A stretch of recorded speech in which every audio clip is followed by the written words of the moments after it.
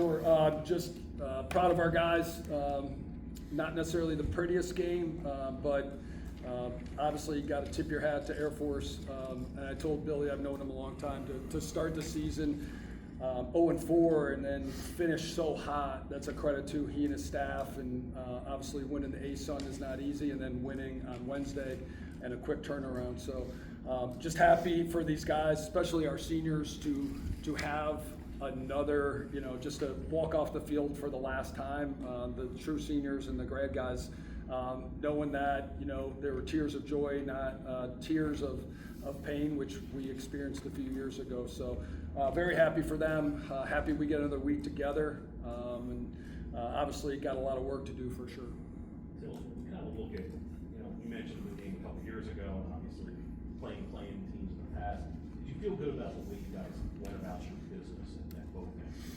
Yeah, I think definitely defensively, like we were, and I thought face-off wise, we held them to 6 shots on goal in the first half. So they got some shots, but I think, some of those were contested and they were runners, and ones maybe that were a little, outside. So we got to give up some things, and I thought a lot of those shots were kind of longer range. So good job there. And I think offensively we were just kind of choppy. We started off well, like the first couple, and then we had some silly turnovers, and the game just always seemed kind of choppy in general, and it was tough to get a flow. And they do play a little bit differently. They mix in zone, and then they come a lot of near man, so instead of coming off the inside, they come a lot of times off your guy behind the goal, which the only other team that played it that way a lot this year was Delaware. So that was something we really had to practice the last few days, and that and the zone. And then with our guys coming off of 2 games in 3 days last week, it was kind of balancing how much prep, but also making sure we were rested. And I think 3 days ago we decided to back off because these guys, we had an extra day going to Sunday. So I think we went pretty hard for 2 days, and then the guys let us know we backed off. So hopefully that was helpful for you guys. Eric, to have the game you had, as a senior here in the NCAA Tournament, just how meaningful was that for you today? Yeah, it was definitely meaningful. The last game of the season, in our stadium, it's definitely meaningful to go out there and be able to produce and just help the team win in any way I can. What would you say was working well offensively when you scored those 8 straight goals in the second and third quarters? Yeah, I think I was talking to Coach on the way up. I think we just found a flow there, and we were just riding it. And the best thing about us is I think we're a very unselfish group, and no one really cares who scores the goal as long as there's a goal scored. So I think that's something that just has really pushed us all season and is going to continue to push us. And I think that's what we found right there. You kind of double off what Phil was saying about them playing some zone. I know they came out with that early. How did you guys kind of navigate that, since it was a little bit funky there at times? Yeah, Coach Phipps did a great job throughout the week, and Coach Tills as well, just, putting us in, scenarios in practice where we were going against the zone. Our scout team just did a tremendous job replicating what they were doing on the field today. So, when we got out there, it was practice all week, and that just really helped us be successful when they popped into that zone. How did you guys handle that weird clock issue that seemed like there was about a 10-12 minute delay? Offense and defense, how did you guys try to stick with it, or what did that do? Yeah, it just made the game kind of choppy, you know what I mean? We had that break, and so it seemed like there were a lot of breaks. And our facilities people are great, and I know they were doing their best.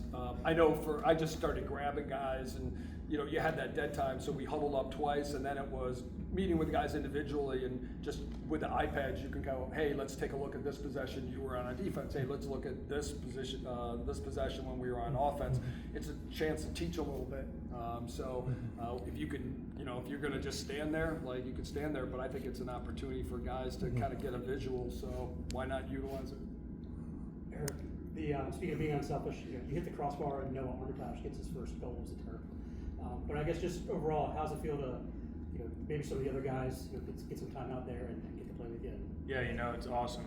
Anytime we get to, empty the bench a little bit and get some guys who work their rear ends off in practice week in and week out, it's such a rewarding feeling. I know for all of us that are, are starting the game, and for our coaches as well, just to see those guys out there, it just puts a big smile on everyone's face, especially when I'm out there with guys that, I don't play with all the time. It's such a great feeling just to know how much work I see them put in, and then they're actually able to get in on game days. It's a really special feeling. Bouncing off of that, how important is depth, especially this time of year where you have guys that come in and just make plays? Huge, especially when the weather gets a little bit hotter and, some of those guys got good minutes. I thought Alex Wicks and our wing guys did a really good job today, just digging out some tough ground balls on some of the 50-50s. The only thing that's a little disappointing, especially in a game like this, and I get we have rules for a reason, but you can only play 32 guys, and we basically played, I think, all 32.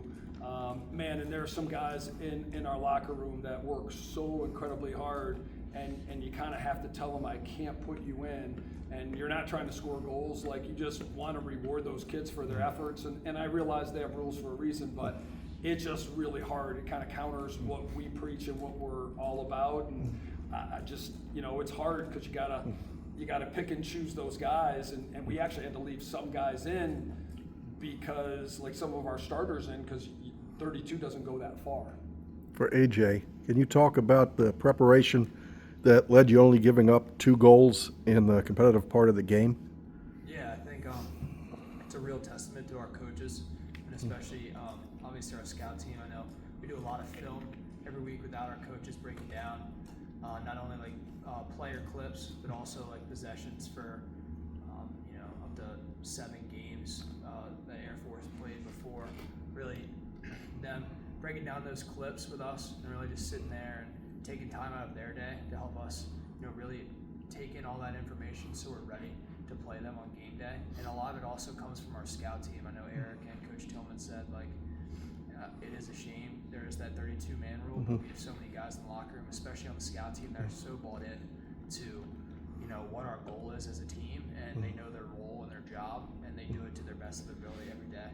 So without them, I don't think we would have been able to, hit that achievement, I guess. Somewhere in the third quarter, you came off the bench and you chased a guy down from 30 yards behind, and you caught up to him. What goes through your head when you have to put, I assume you got about 20 miles an hour going there, and for a guy your size, that's something special.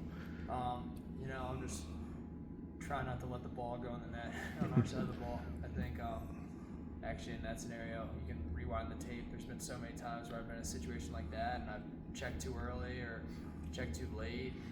And I think just learning from breaking down film with Coach Tills and Coach Tio and Coach Jesse allowed me to get that check. And Eric, a lot of success for you around the cage today. A few times you kind of muscled off defenders. Just what was your process in those plays, and how did you find all the success?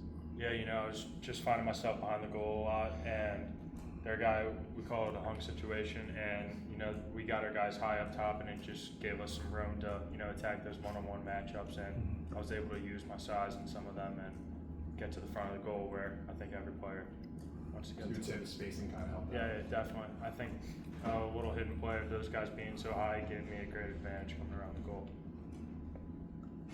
AJ, you see Jack go and get drafted. What has he meant to you, and what have you learned from him in your time kind of under?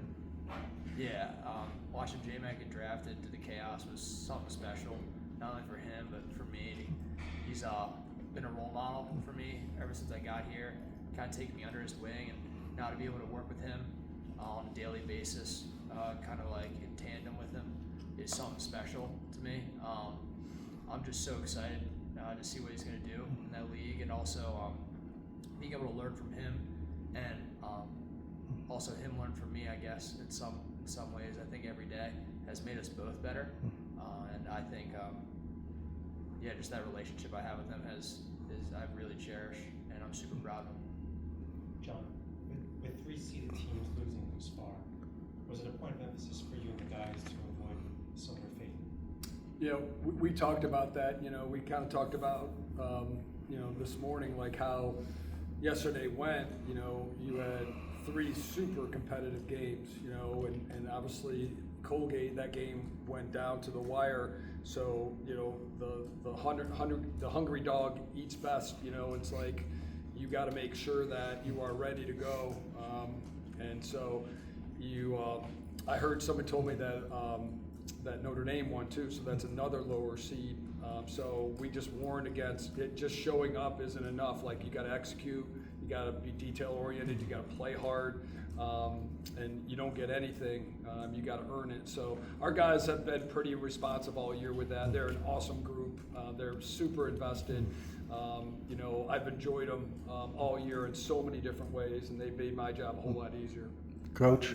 We follow in the footsteps of that. Your next opponent, Georgetown, a lot of familiarity. What are your first thoughts ahead of that game? Yeah, I mean, I think someone said they've been averaging about 18 a game, and then they put up, I think, 16 against a really stingy defense. So they're hitting on all cylinders. They're playing as well as anybody in the country now. Very fond of you know, that program. Coach Warren, he and I spent a lot of time together. We talk a lot. Probably too much, and I really admire Coach Warren so much. Still very close with he and his family. He told me that Patrick's been wearing his Maryland stuff. So lately his son, they had a big game today, a big playoff win. So I guess that got him in the playoffs. But you know, obviously did great work here. And then Michael Phipps was at Georgetown, so he's very fond of the place. And you got Brian Phipps's wife coaching over there, so a lot of strong ties and a lot of just tons of respect. I know that staff does a great job, and that team has gone through a lot of like ups and downs, but man, are they peaking right now. It was really impressive last night against a great Duke team. For you, the players, obviously the NCAA Tournament is a huge deal to play against Georgetown and neighboring schools. Does that provide any more excitement for you guys? I think, yeah, man, I think we're ready to play, you know, anyone regardless of, you know, where they are. We're just gonna take it day by day. You know, we'll be in here shortly on Monday. We'll dissect this game, and then, you know, we'll put this game to bed and we'll move right on to Georgetown. I think it'd be the same thing if we were playing Air Force next week. Just taking it day by day, and we're ready to play, you know, whoever. I think really with this win, it just encapsulates, you know, how happy we are to be together again for another week. You know, it's kind of win or go home at this point, as we all know, and be able to just be with the guys and be in the locker room for another week to, you know, try to strive for something that we've been going for all year is something that we're really excited to do.